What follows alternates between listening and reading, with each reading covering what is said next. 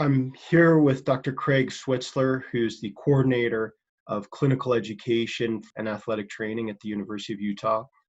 It's a real pleasure to have Dr. Switzler speak today, and I really appreciate getting your insights and experiences. You've certainly worked with many athletes, helping them with their recovery over the course of numerous years. And so I know you have a lot of wisdom and experience to share. So thanks for taking the time to speak. Thank you. Maybe you can talk a little bit about your background and your role currently.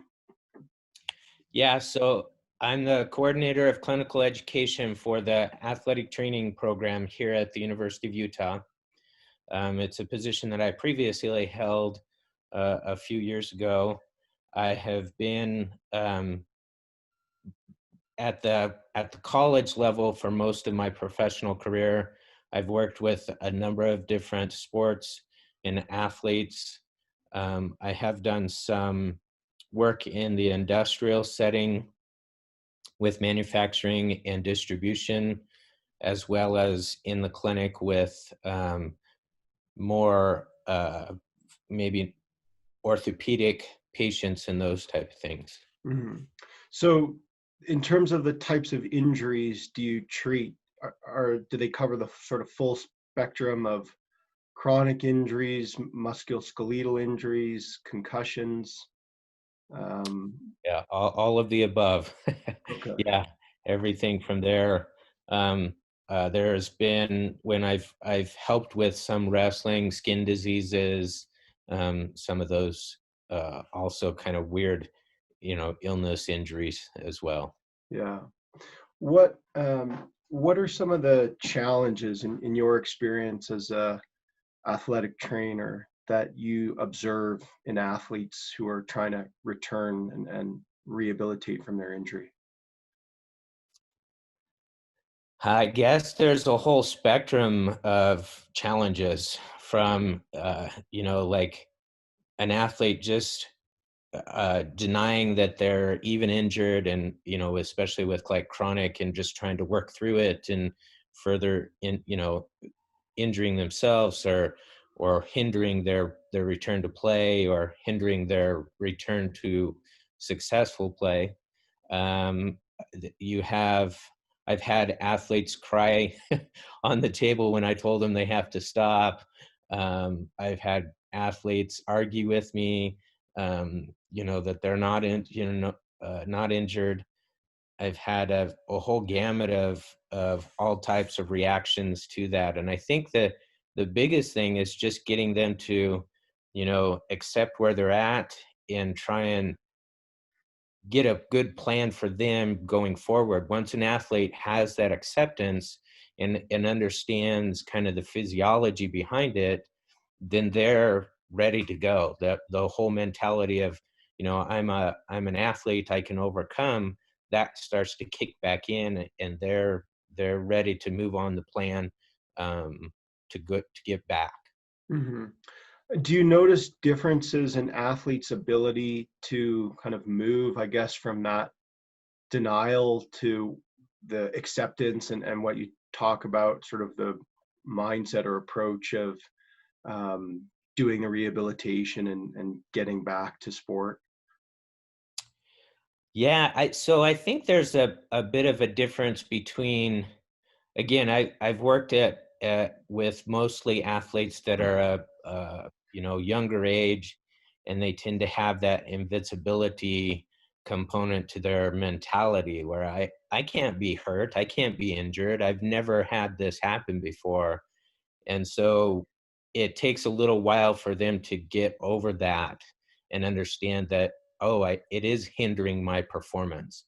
So younger athletes tend to, especially in the collegiate level, not so much the high school level, but the collegiate level, they come in and think they're invincible, and it takes them a while to accept that first injury. Mhm. Once they've had that first injury, then you get into the later career, juniors, seniors, fifth year seniors, those type of athletes that have been through the whole gamut, been through a number of seasons, they're much more accepting of it. And it's a quicker turnaround for them to get into the mode of, okay, I need to get this rehab. I can get into this mode. I can get this done. And it's a much quicker turnaround with that. So it sounds like part of why some athletes may have a challenge in accepting what's happened to them may be related to factors like age or experience. Would that be accurate? Yes. Yeah, definitely. I think so, especially their experience. hmm And from a practitioner standpoint, Craig, are there things that you're able to do to facilitate that kind of shift in their mindset? You alluded to like information or education. Um, Yeah. So just being upfront with them, being clear about here's what's happening to your body. Here's again the anatomy, the physiology. Here's what's going on inside, and that helps. As well as sometimes it's actually helpful for them. You know, the younger athletes or less experienced athletes to maybe talk to one of their peers that's had a similar incident. That really tends to help, and maybe that's a uh, turn this into a mentorship through the rehab process. They can help talk them through, oh yeah, my body did this, you can expect that. It helps them kind of accept that process. mhm. So having the athlete connect with a peer who's been through something similar can have beneficial implications, I guess, for their acceptance or their progress through the recovery. Yeah, And I in terms of the education piece, like you talked a little bit about explaining the anatomy and the nature of the injury or what's happened to their body, maybe you can elaborate a bit on how or why that's helpful for the injured athlete. Well, I think anybody, the more they understand what's going on, they can wrap their mind around the concept of what is really happening inside. A lot of people, it's interesting that you bring this up, but some athletes have had a lot of exposure to anatomy and physiology and biology and the workings of the body, and so they understand that they get it. Their comprehension is a higher level of what's going on. And Mhm. so the education piece for those that may have not had that level of understanding is, again, I think key for them for their acceptance and understanding of the process of rehabilitation. Right. Is there also some element in, like you mentioned, kind of chronic injuries, where getting information about kind of why their body has broken down can help them modify what they're doing to prevent further injury or to help them recover? Is there some element of that? Yeah, yeah. So again, all most athletes again that I've been involved with, especially elite and high level, always want to know how they can perform better, how they can get to that next level, and if there is something that's hindering them or deterring them from getting to that next level, they want to know how to overcome that. And Right. so the educational piece about they might be able to go out and run around the track or you know jump over the pole vault or whatever it is, but they just can't hit that next stage in their performance development. And Mhm. so if you can give them an indication of what might be hindering, maybe it's nothing that's stopping them from performing, but it's not allowing them to move up. And so maybe it's just a wrist sprain or something like that, that they just can't hold on correctly to the pole vault or the pole or something like that. And so Right. you can tell them or give them that education about how that's affecting what they do. They're all in on trying to make those changes to get to that next level and perform better. Right. So it sounds like there's value in kind of tying the concepts and the maybe what's causing the injury to specific tasks or like sport specific tasks and things that they need to be able to do in order to perform well. Would that be accurate? Yes, very much so. Yeah. I think that's a key component to rehab specifically is if you can get them to understand how it's affecting like you said, their sport specific skill, they're going to do those preliminary steps to get to the point where it is affecting how they run or how they jump or how they move side to side or something like that. If you can get them bought into those entry level skills and understanding how that builds upon what their performance skill is, that's a big component to rehab. So I notice you use the term buy-in, and I guess maybe you can elaborate on the importance of that in terms of athlete behaviors or kind of compliance with the prescribed program. Yeah, I personally think that's a huge component to rehab and the injury rehabilitation process and return to play is and I guess that's kind of why I got into athletic training is I've worked in a number of other settings and fields where people were, they go to physical therapy and they'd have a sore shoulder and they do rehab, but they never were really super motivated to get better. They just kind of wanted the pain to go away. Whereas an athlete, they want a high level of skill. They want to get to that next level. And some athletes are more motivated and desire a bigger jump in their performance. And so if you can give them the education and the understanding of what that means to them, they will buy into whatever you're going to tell them. Hmm. That can be kind of detrimental as well because there are a lot of information out there all over the place about sports injuries and modalities and treatments and interventions. And some of them aren't really the best for the person. And so they might read something on the internet and be like, oh, I got to do this. And so you kind of have to temper their understanding a little bit with real science and real anatomy and physiology to give them the background to understand what's best for them in their Sure. situation. Yeah, sure. So it's important that the athlete is, you know, as you say, there's so much content out there these days, and they could be digesting, erroneous or inaccurate information. And so part of your role, it sounds like, is to make sure that they're getting accurate scientific information. Um, you mentioned the word motivation, and I was going to ask that question explicitly. Maybe you can talk a little bit about the role of motivation in athlete recovery.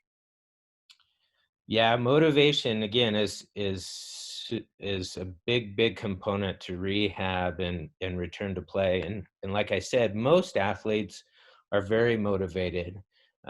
Some tend to maybe dwell on the injury a little too much and that tempers their motivation, or somehow the injury has affected their standing in on the team or their even identity as an athlete.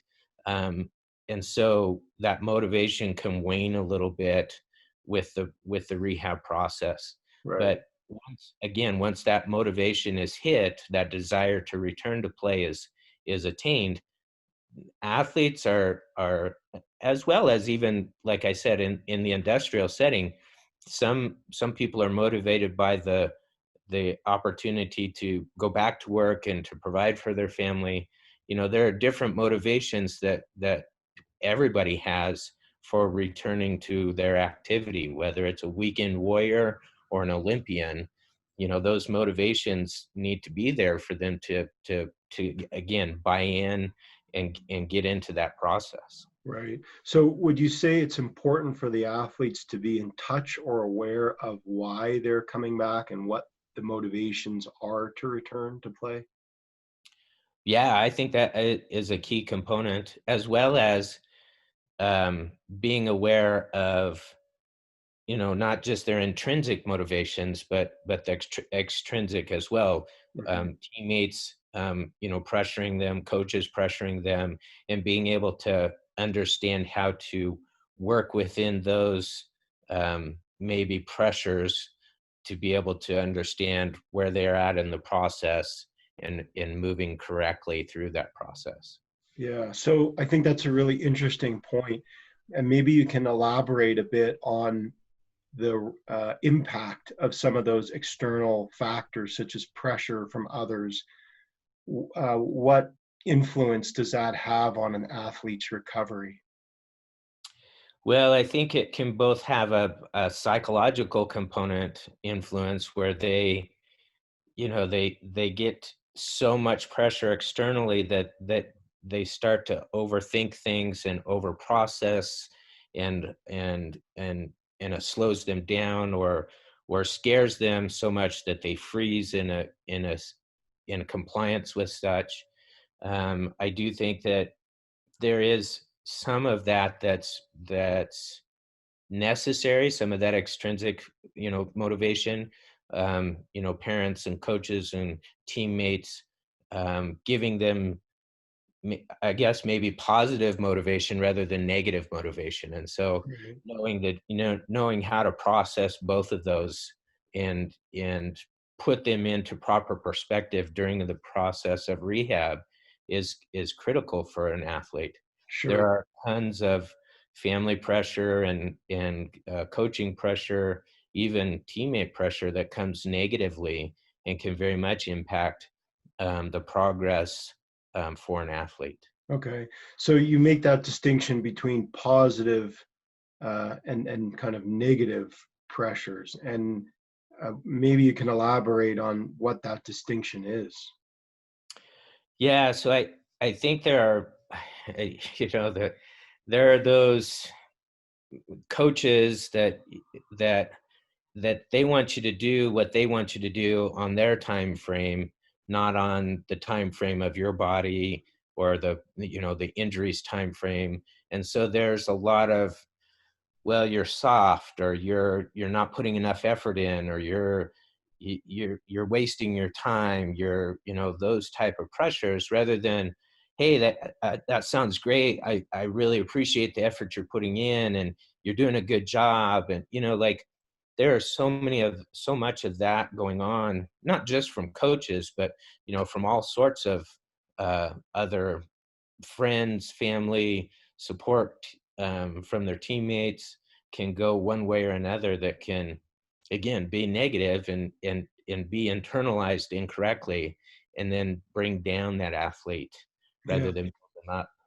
And I imagine that issue of time that you touch on is at the forefront of athletes' minds and also coaches. And I guess I wonder again what impact, either positive or negative, the issue of time and trying to get back for certain competitions or events.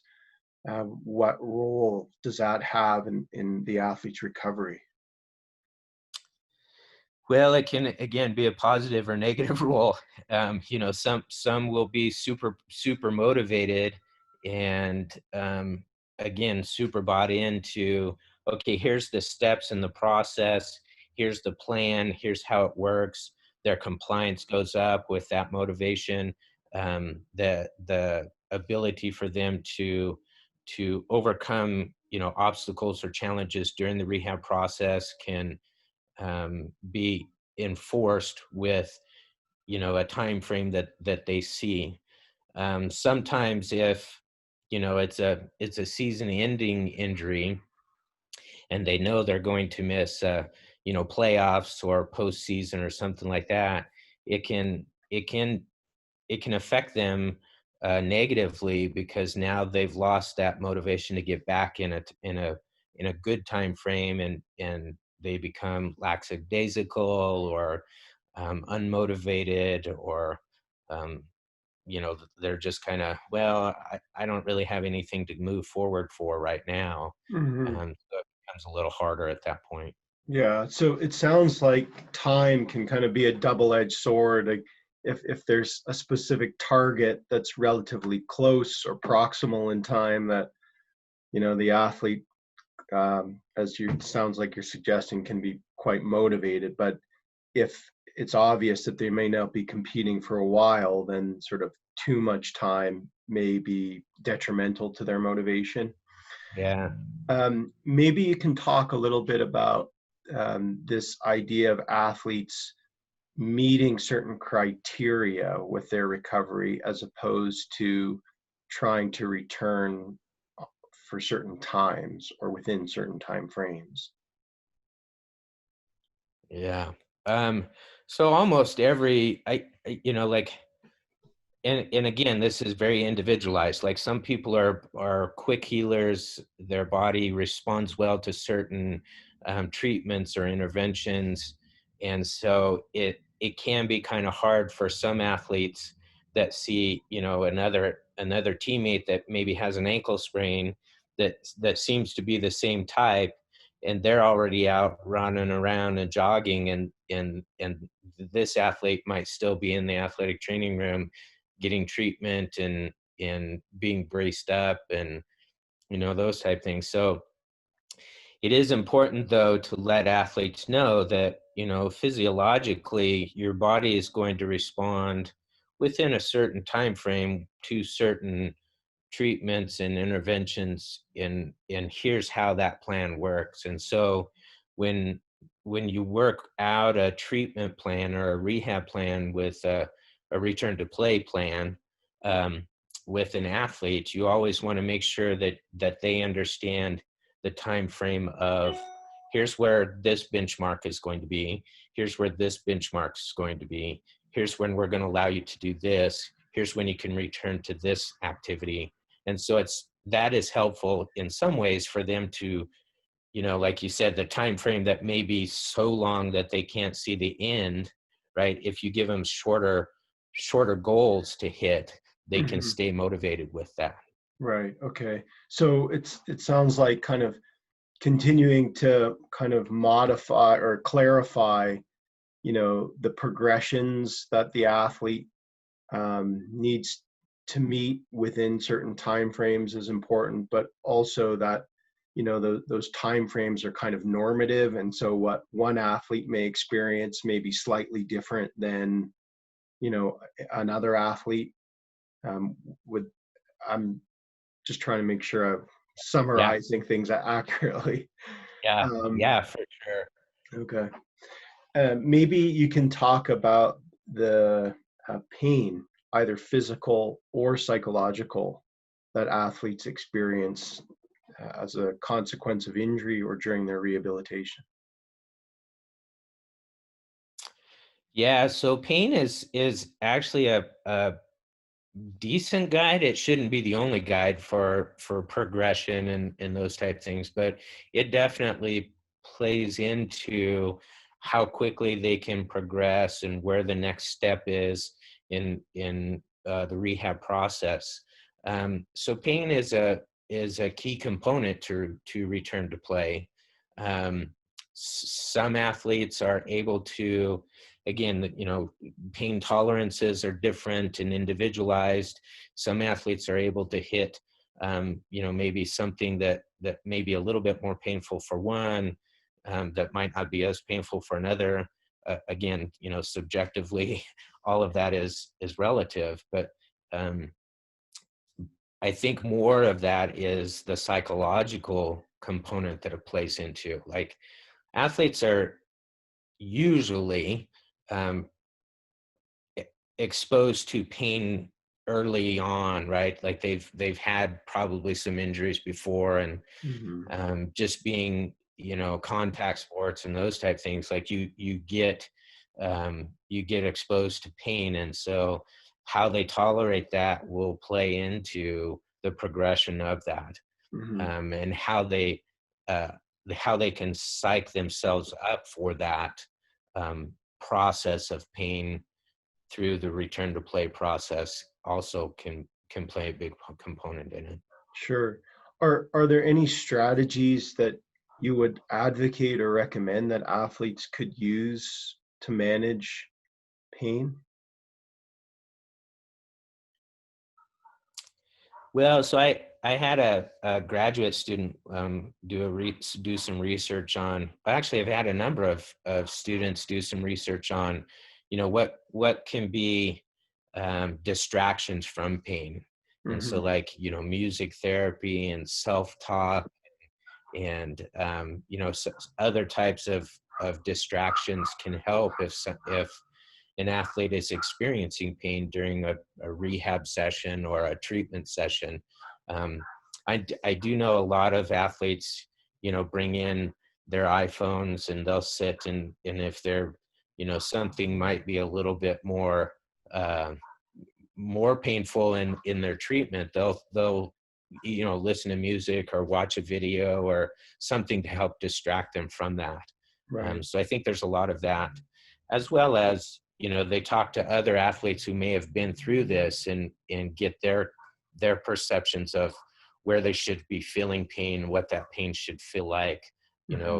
They'll come and talk to me if they're feeling something kind of out of what they expect the norm to be, and we can talk through that and just get an understanding of whether that's good pain or bad pain or just soreness, because all of those things play into that. Right. So it's important then that the athlete understands the meaning of their pain. You mentioned good pain and bad pain. So I guess sort of the idea that some pain may be benign or harmless, whereas other pain is more of an indicator that they may be doing further damage or distressing the body further. So you help them kind of untangle that distinction. Yes, yeah, for sure. Okay.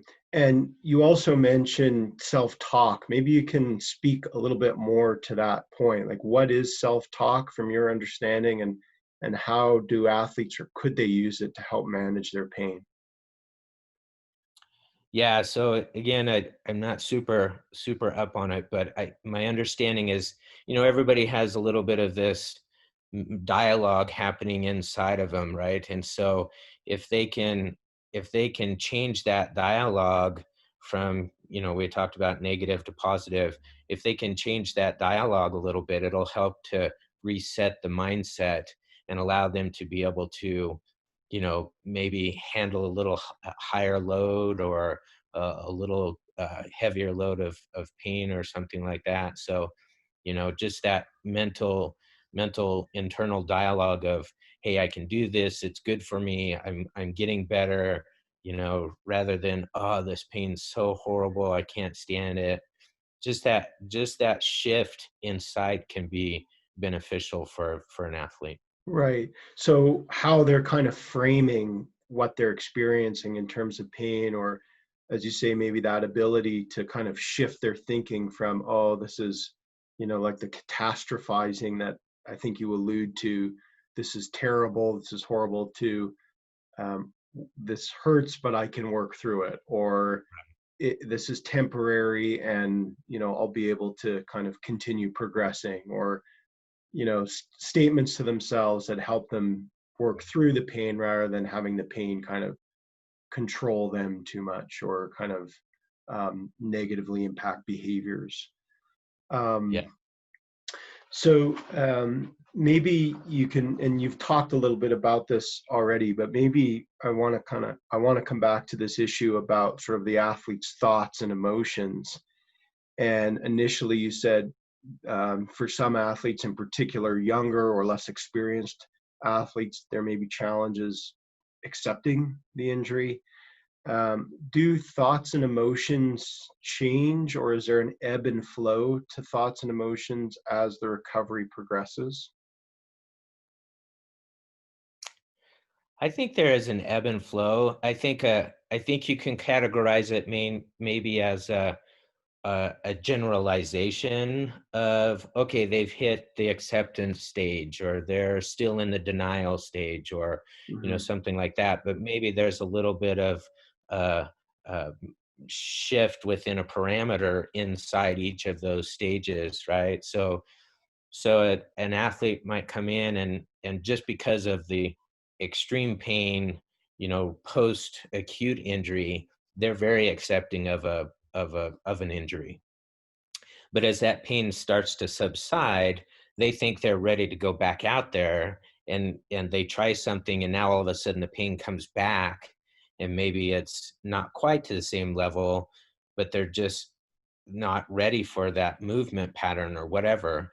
And now all of a sudden it, like you said, catastrophized that whole injury process, and they've taken a deeper dive into denial than they were before. And Hmm. so again, I think there's some big generalizations that you can make about the rehab process and in return to play, but there's always going to be ebbs and flows. People have bad days. They didn't get enough sleep. Maybe they had an exam the day before, or they're worried about the exam that they might have had, or they had you know a significant other break up with them, or some other stressor that might be influencing how they're dealing Right. with that injury itself. Right. So, it's not just the injury, but the things happening in their life, outside their recovery that may also have an impact on their stress levels or their, what's happening in their rehabilitation. It also sounds like there's a bit of an interplay between the emotions or thoughts that the athlete has and their progress. So, um, you know, you were kind of mentioning that maybe if there's a setback, um, then maybe the athlete sort of reverts to more denial, or maybe they catastrophize at something they might have done earlier on in their when they first got injured. But those thoughts and emotions, it sounds like they're sort of connected with what's happening specifically in their rehab with their progress. Would that be a fair sort of characterization? Yeah. Yes, yeah, for sure. Okay. Um, are there, you mentioned, and we talked a little bit about self-talk. In your experience, are there other strategies or ways that athletes can manage some of these negative thoughts or emotions that they might be having? Well, again, I think that kind of comes down to a number of factors. Like as a clinician, um, if an athlete is coming in to see me and I don't have a good plan for them, they're going to be frustrated or disappointed in the day, um, and maybe that carries over into their progress through. If you can make the rehab fun for them and exciting and new and fresh. And I think again another that we already talked about, another component is making it specific to their activity, right? if Hmm. if you can keep them focused on, oh yeah, I'm a wide receiver, I need to run fast, and you're focusing on those type of movements that they're going to need to engage in after the rehab process. Again, that can help with that. So the clinician can play a big part in how their day is going and how their rehab is going. uh, Sure. and then the environment they're in, right? Like a lot of times an athlete can be isolated from the team because of an injury. So if you can keep them engaged in their teammates and involved in the team process and the team building, I think that's also very helpful. Hmm. Keeping Why? Well, again, it keeps them, that's who they are, right? At the core, an athlete is an athlete. They want to be a part of the team. They want to be a productive member of the team. They want to be somebody that their teammates look to for production and positivity and those type of things. And so I think that if you can help the athlete portray that to the rest of their teammates by maybe having the athlete do their rehab in sight of their teammates, they know that that athlete's trying their hardest and working their best, and now that positive reinforcement from the teammates is going to help, as well as the coaches, right? The coaches see that this athlete's really working and really trying and doing everything that the clinician is telling them. That's again another positive reinforcement for that athlete. Right. So the fact that the coach can observe and witness what the athlete is doing may be important. Yeah, just so the coach can see, but maybe the athlete's also getting some feedback from the coach that they might not otherwise get. Yeah. Um, yeah, you had mentioned that again, coming back to that idea of sort of knowing what the athlete wants to be able to do. And so it sounds like for you as a clinician, it's important to be able to understand the specific demands and tasks of the athletes that you're working with and trying to get them back. Yeah, I think that's super critical, both for proper, rehab. Like if the stress and the load on the body is going to be such that you're not addressing it during rehab, then you're probably setting them up for failure. Hmm. As soon as they step out onto that court or field or pitch or whatever, and they go to do a movement that they just aren't ready for, now all of a sudden they're back, to square one or whatever that is.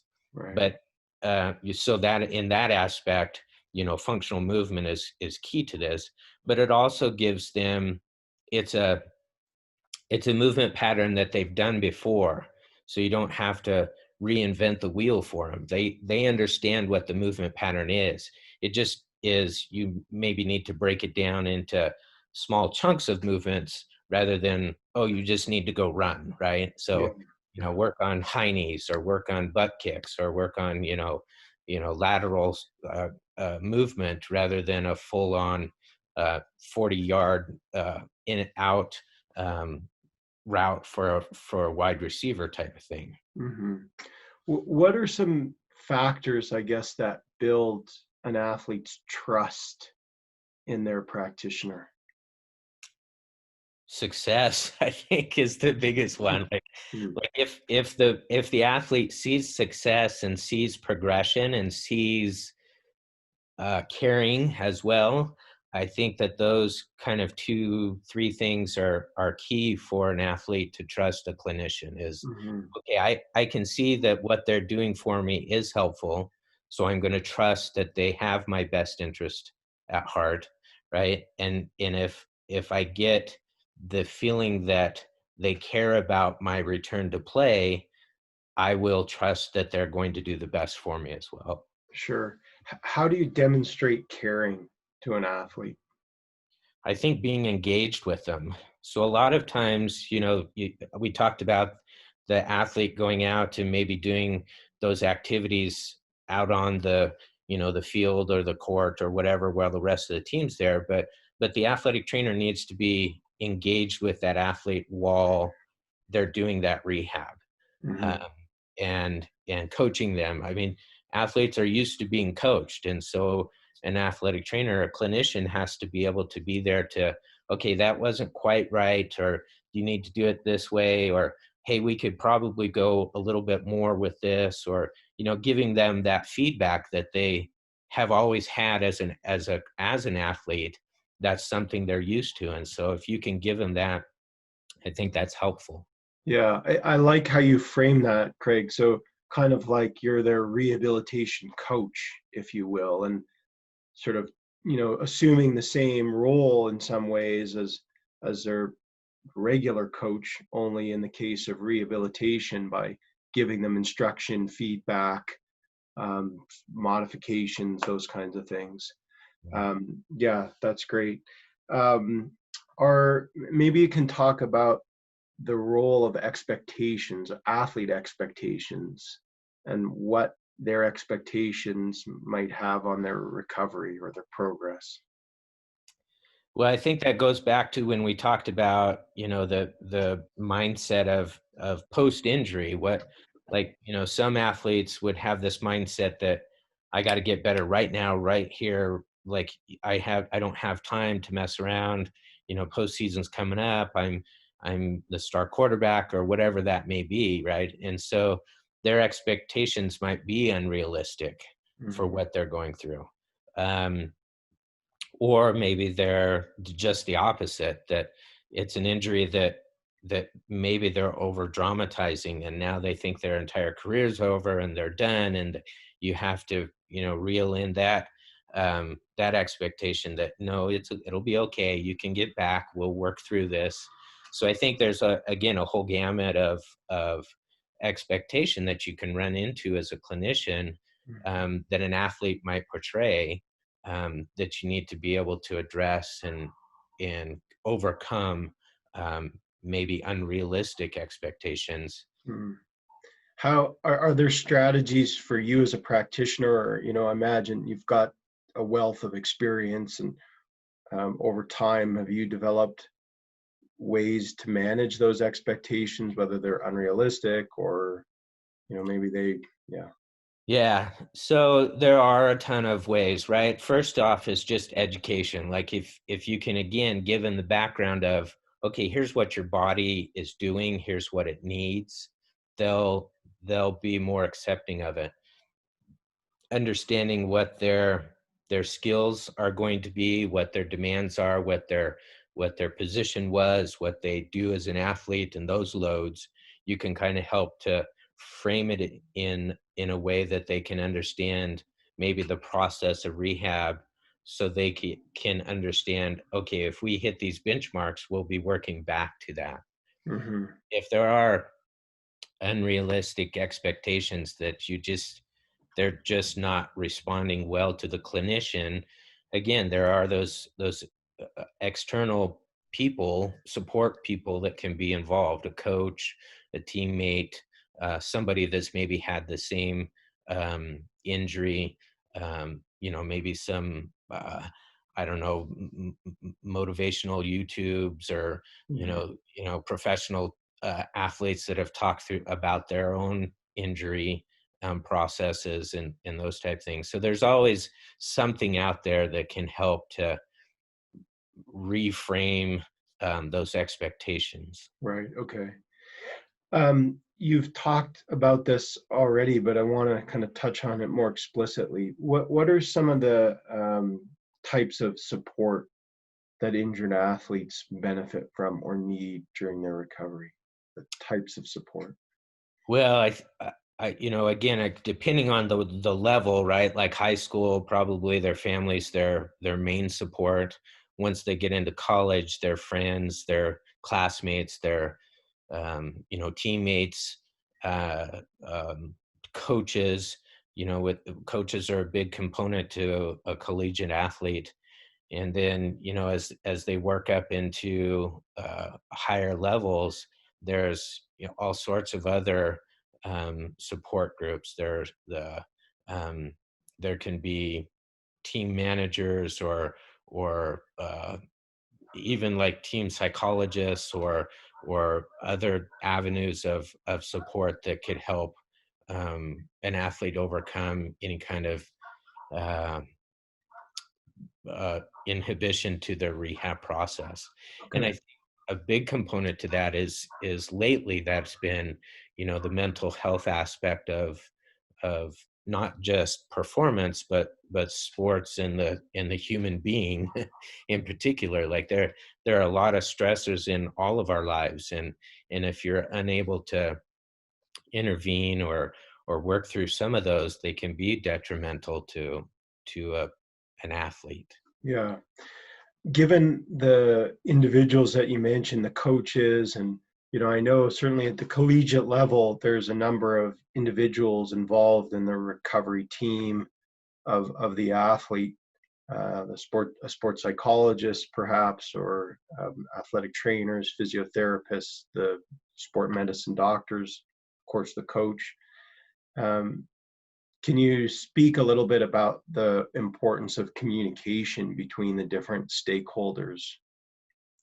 Yeah, I think that's really key, is if an athlete's getting conflicting reinforcement from opposing members of their support group, then the confusion starts, and the self-doubt and the nagging, self-talk that we've talked about, Mhm. can all play a big component. So, as an athletic trainer, I really try and understand what the doctor is telling the athlete, or what they have told the athlete, or what their expectations are of the injury process, so that I can reinforce that to the athlete, as well as be able to take that information to the coach. A coach might have had their own personal experience with that injury, and so they have a weird expectation because of what they went through as an athlete themselves, or maybe one of their other athletes has had a different experience or something. And so if if if an athlete gets an opposing or conflicting um, viewpoint, they're going to not they're going to be conflicted in what they do, and the confusion sets in for sure. So it sounds like in your role as an athletic trainer, you're acting as a bridge or a liaison to ensure kind of clear understanding and yeah, like effective communication between people such as the sport medicine physician and the coach, for instance. Are there things that athletes can do in particular that could enhance or facilitate their communication with other treatment providers or coaches? Well, I think that, and again, this is kind of interesting that you say that, but younger athletes tend to just take information in without questioning it. Hmm. And so I think the biggest thing is make sure that you get your questions addressed. There is no stupid question, right? That even if it seems weird to a clinician, that is something that maybe the clinician has forgotten that somebody's thinking about, or something like that. Sure. And so just being able to get that, their own concerns addressed, their own questions answered, I think is key, because that will help the athlete kind of uh, put that reinforcement in their own head positively. Oh yeah, okay, that's what they said. That's the same as the doctor. The coach is saying the same thing. Like, all of them are saying that. So I guess I can take that as truth in Right, right. my realism. Yeah, so kind of when they're getting that same feedback or information from multiple sources, then it's validating. But also I think that's a great point about the athlete really kind of making sure that they get their questions met, and that I suppose can be difficult sometimes in the context of a short interaction with a physician, for instance, where maybe they get 5 minutes or 10 minutes, or the doctors, for instance, may be in and out, and or even in a busy sort of physiotherapy practice where maybe the practitioner has multiple people to attend to. I imagine that can be challenging sometimes for the athlete to feel like they have the time maybe to answer or to ask the questions they want, or um, yeah. Yeah, I agree. I think there is like you said, there is a loss of voice for an athlete that may be, isolated a little bit, not in their comfort zone.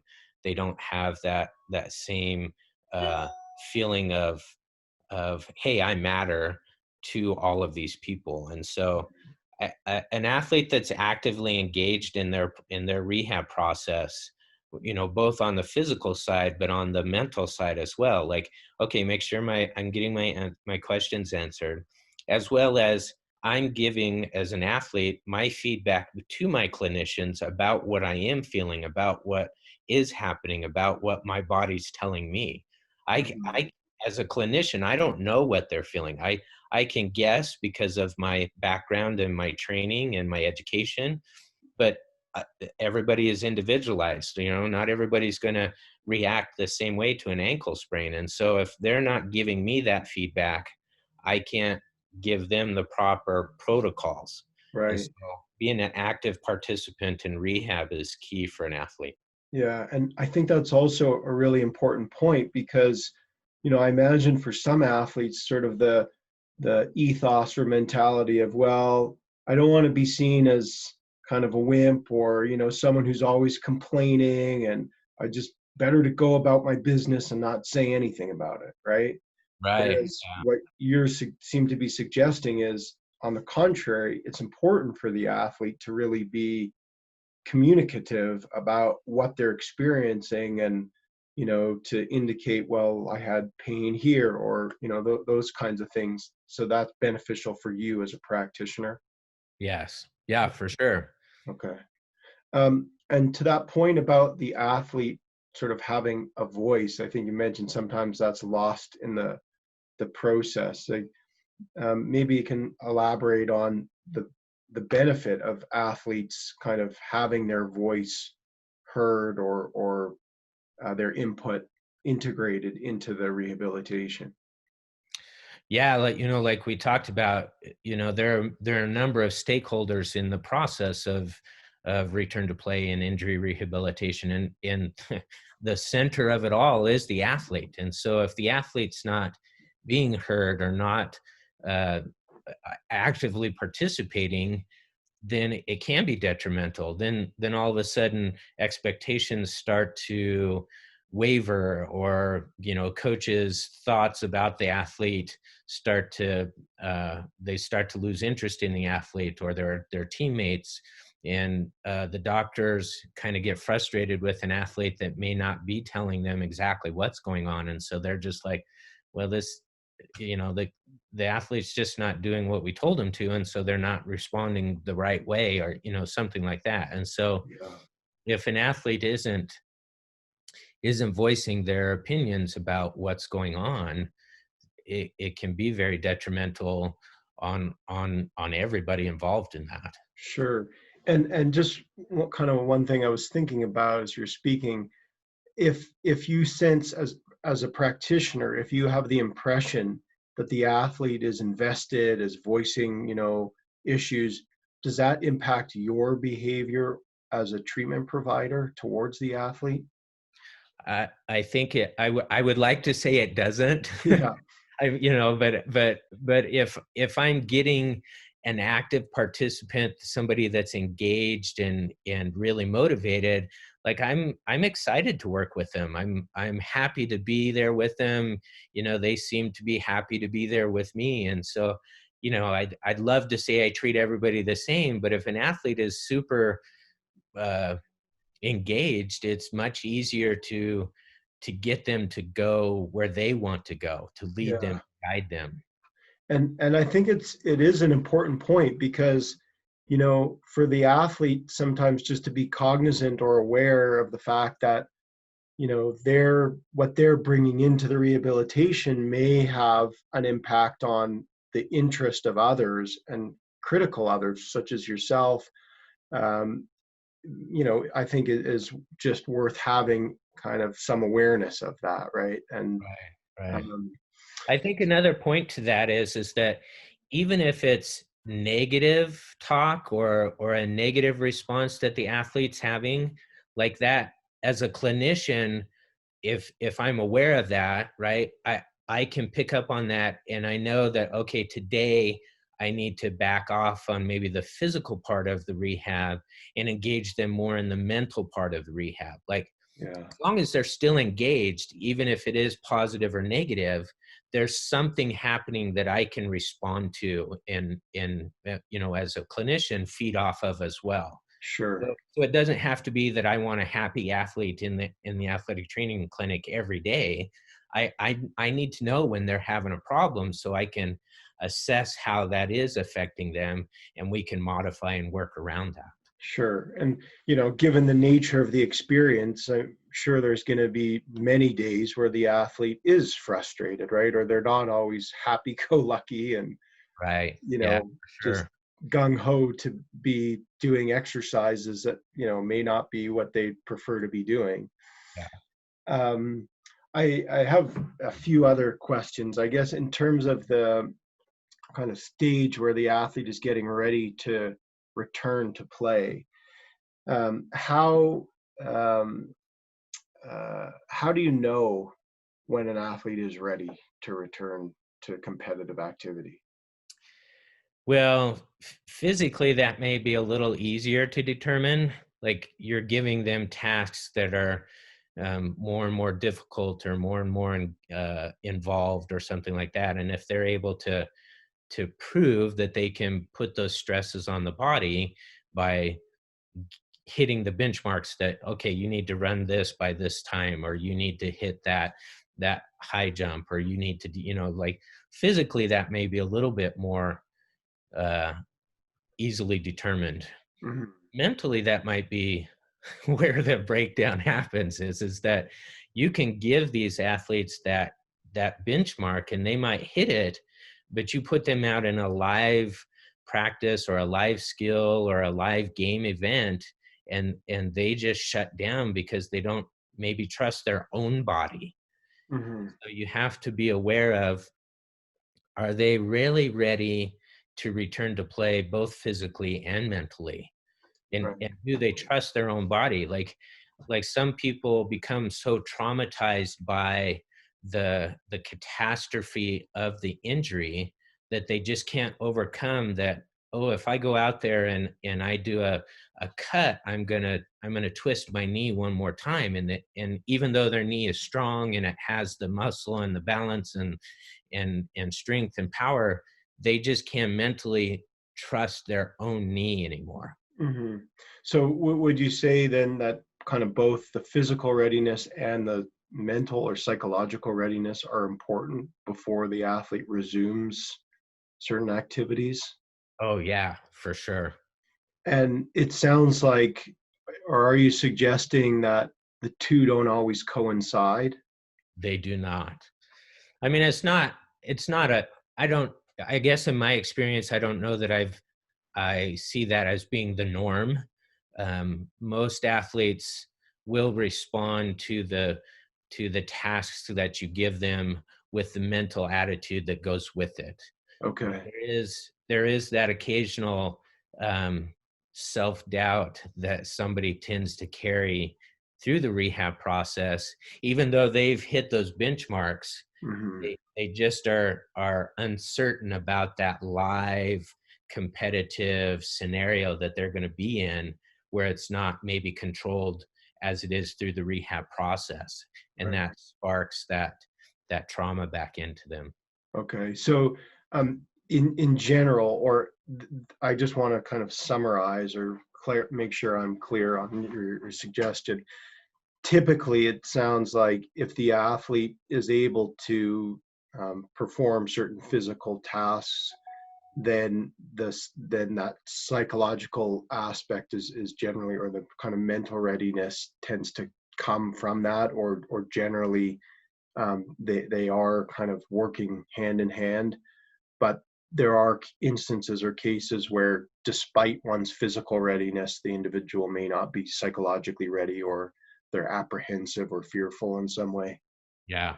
Yeah. Yep, for sure. Okay. As well as just the opposite, right? They could be totally ready physically or mentally ready to go out there and ready to do, and their body's just not ready. Right. Have S- both of those.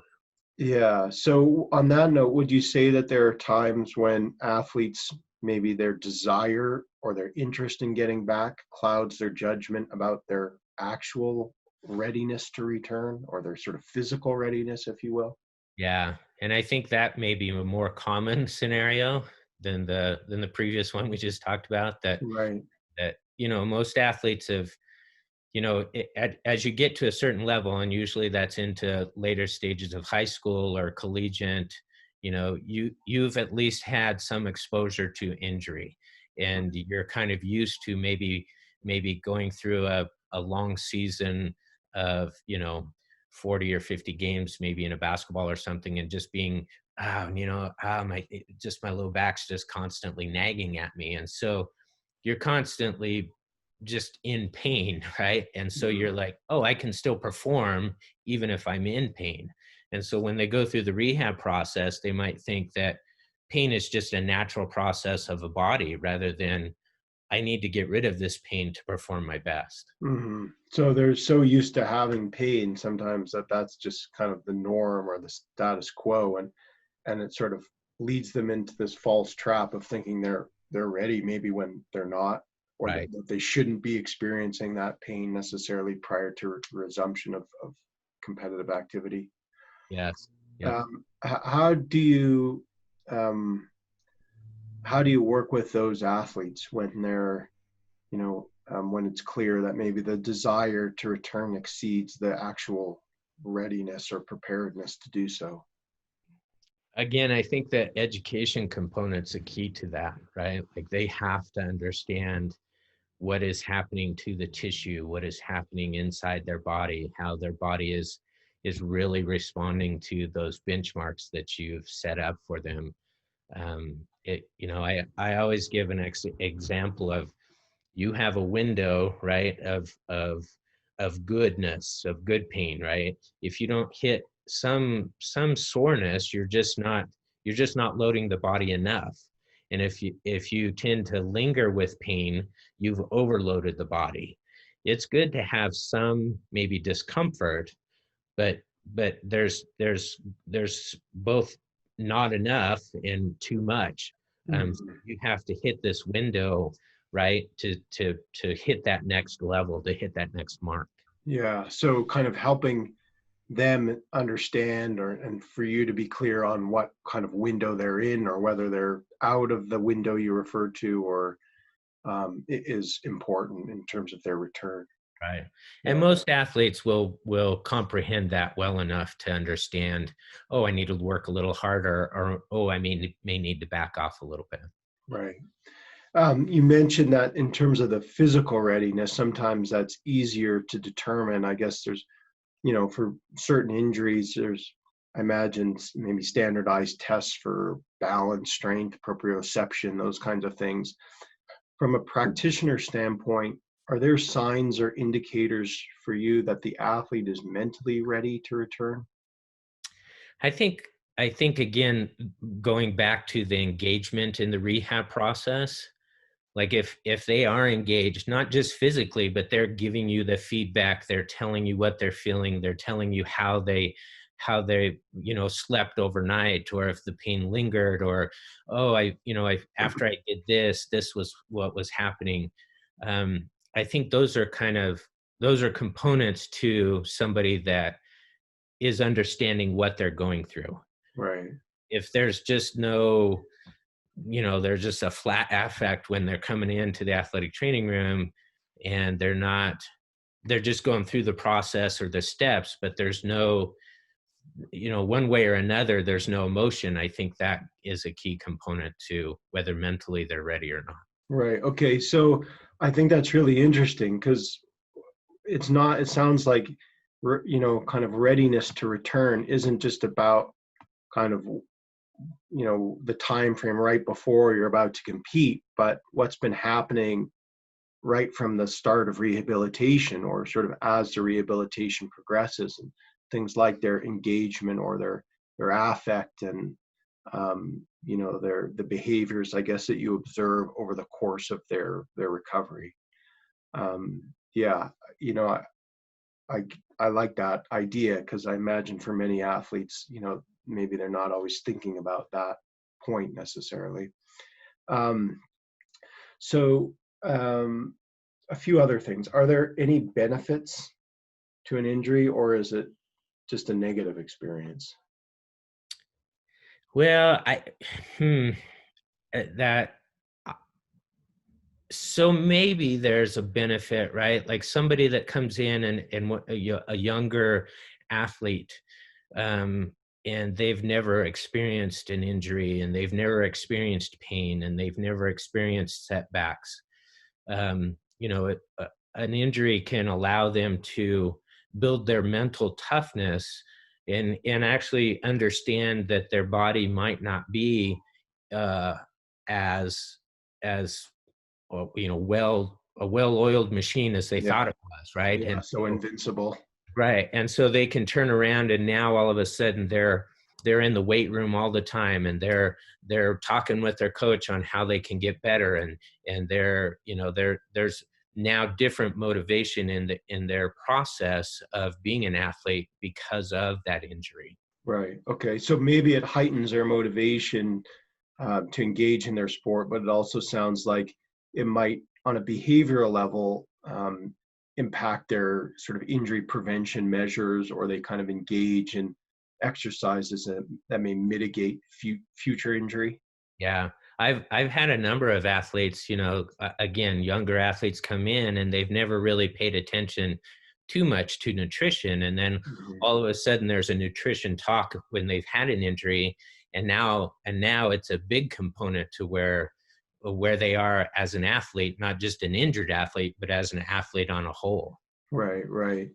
Yeah, so, again, kind of maybe getting information about different facets of their performance or their body that may influence subsequent behaviors and kind of training routines. Yeah, great. Are there, would you say, identifiable factors that distinguish athletes who make a successful recovery versus those who seem unable to do so? I don't I don't know if I would quantify it as identifiable, but there is kind of uh, if an athlete seems again to be an athlete that's engaged overall with their team and with their sport and with their coach, and they're generally, I don't want to say an extrovert, because introverts can be just as engaged, but um, just somebody that has interest, right, and shows an interest in a number of things. Those tend to be people uh, and athletes that will do well with the rehab process because they're interested in what's happening to their body. They're interested in the rehab process. They're interested in the concept of returning to play. I think those type of athletes maybe more than athletes, and you probably get this, right? Athletes that come in and they're relegated to the the second string, and they're not what they thought they were, and all of a sudden their self-doubt starts to hit in, and then they get injured, and now all of a sudden they're even farther down the line or farther isolated, and they start to close themselves off. um, then it can be kind of hard to keep them going in the rehab process. Yeah, sure. So you kind of alluded to my last question. If you were to give one piece of advice to an injured athlete, what would it be? Have an open mind. You're going to get a lot of information. You're going to get a lot of information at different stages. It's going to differ, maybe from one person to another. It's going to differ than what you might find on the internet or read in some book, or from what you get from your teammate or coaches. So just have an open mind that it's going to happen. The body wants to heal itself. Like, regardless of what we do, clinician wise or externally, treatments and interventions, your body wants to heal itself. We're Mhm. just trying to get you into the best um, environment to heal as quickly as possible, to do what you want to do later on. Yeah, yeah. Okay. Well, that's a great piece of advice and suggestion. And yeah, I want to just say thanks. I think, there's so much benefit for athletes to be able to hear the information that you're sharing. And so, yeah, I'm really excited to be able to have you and get that information and all of your wisdom and experience. So thanks very much for being with me. Well, thank you, Les. This was enjoyable. I Yeah. enjoy it.